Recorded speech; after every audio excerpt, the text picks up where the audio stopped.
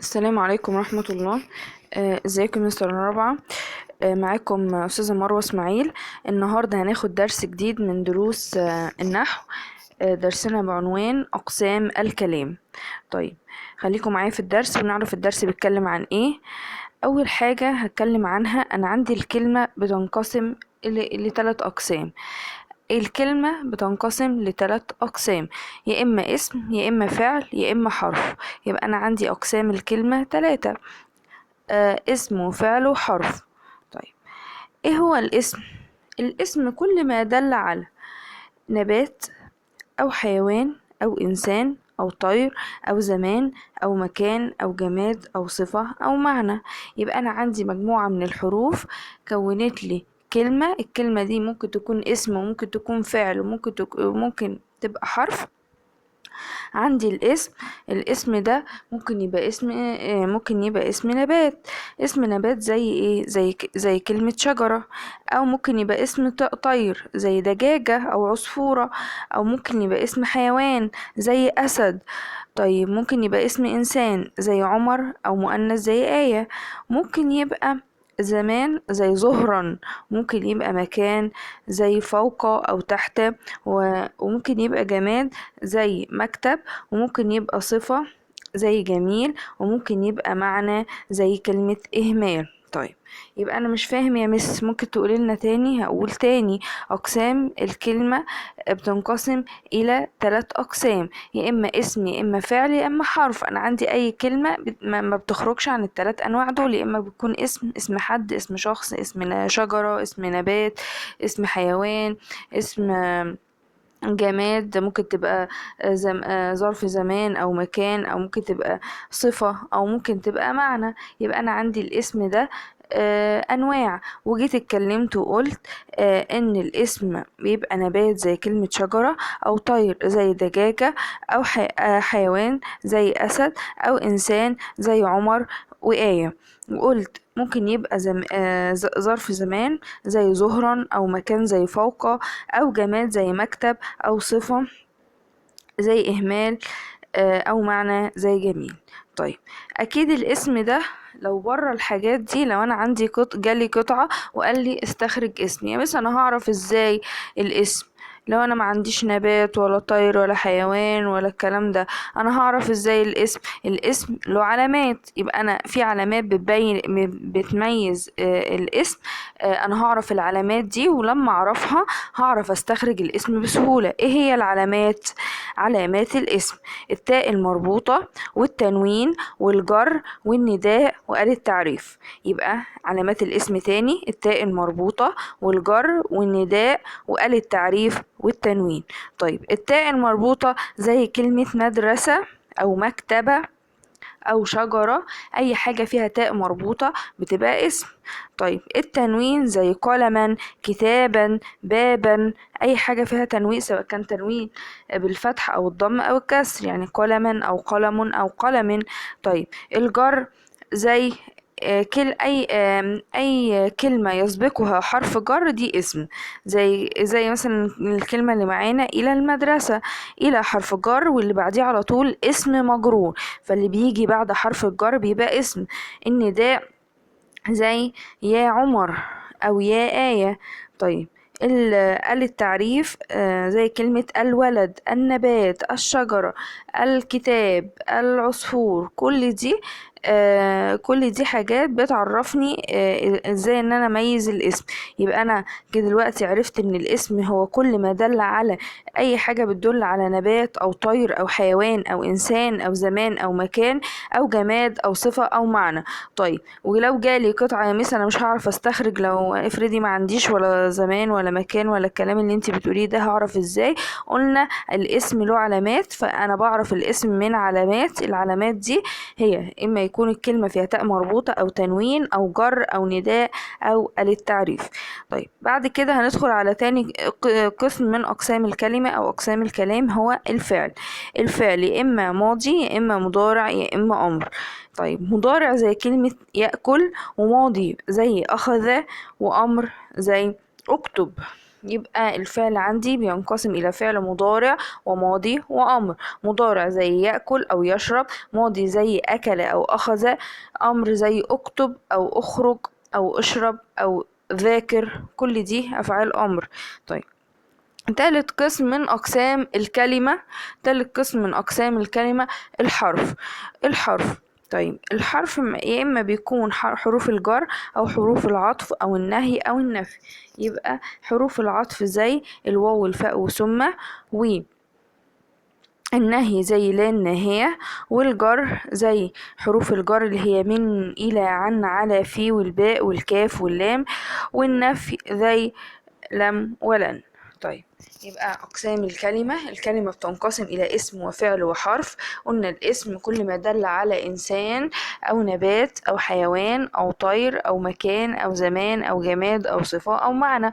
وقلنا الاسم له علامات بتميزه، إما دخول التاء المربوطة أو التنوين أو يسبقه حرف جر أو النداء أو يجي قبله يعني ياء المنادى أو النداء والتعريف. وقلنا الفعل ينقسم إلى إما فعل مضارع أو ماضي أو أمر.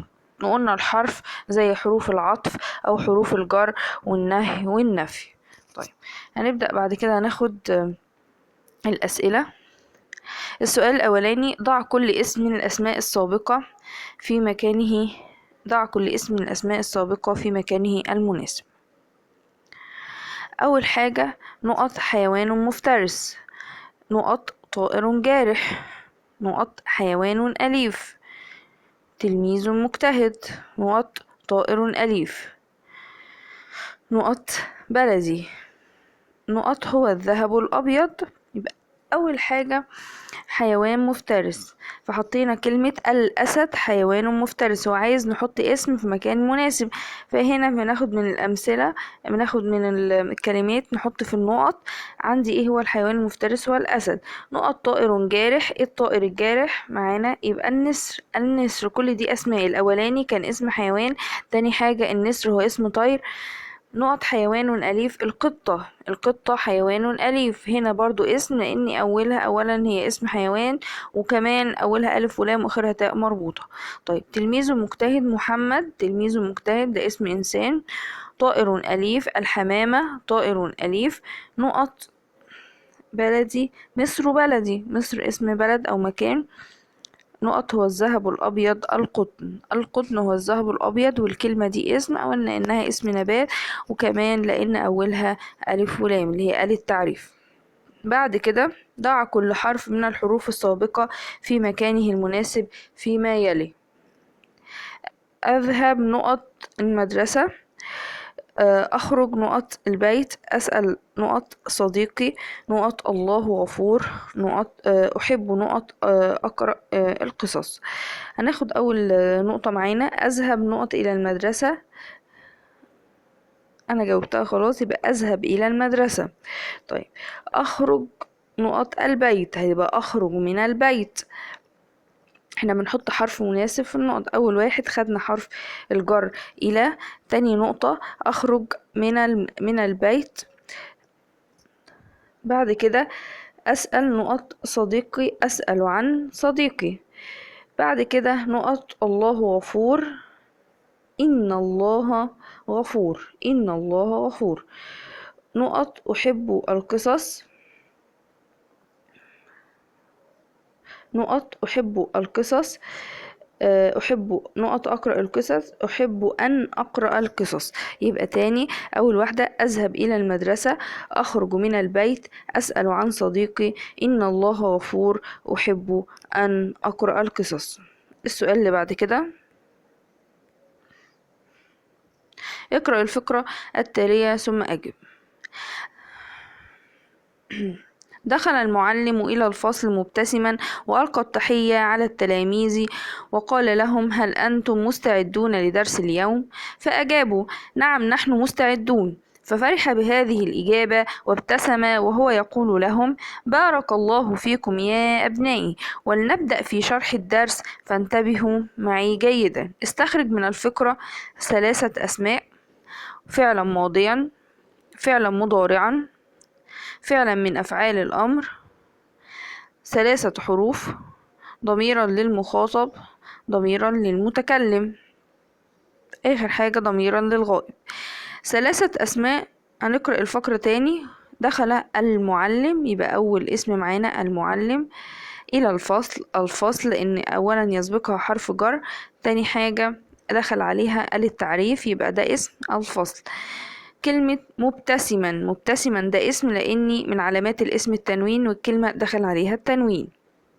فعلا ماضيا زي كلمة دخل، دخل فعل ماضي. فعلا مضارعا زي يقول، يقول. احنا عارفين احرف المضارعة اللي هي مجموعة في كلمة آنيت، الالف والنون والياء والتاء. هنا يقول فعل مضارع. فعلا من افعال الامر انتبهوا، انتبهوا فعلا من افعال الامر. 3 حروف الى وعلى وفي. ضميرا للمخاطب، ضميرا للمخاطب زي من القطعة معانا بنستخرج منها هو كلمة أنتم. طب ضميرا للمتكلم نحن. طب ضميرا للمخاطب أنتم، ضميرا للمتكلم نحن، وضميرا للغائب هو. السؤال اللي بعد كده، انا عندي جمل بستخرج منها الفعل الماضي، بحدد الفعل اللي فيها هو لو ماضي او مضارع. فلو ماضي بحطه في خانة الماضي، ولو مضارع بحطه في خانة المضارع. يزور عمي عائلتنا، يزور ده فعل مضارع فهنحطه في خانة الفعل المضارع. هنحدد نوع الفعل اللي في كل جملة. حفرت الأرانب حفرة، حفرت الأرانب حفرة. حفرت دي عندي فعل ماضي. تدخل المعلمة الفصل، هنا تدخل هيبقى فعل مضارع. تدخل معانا هنا تبقى فعل مضارع.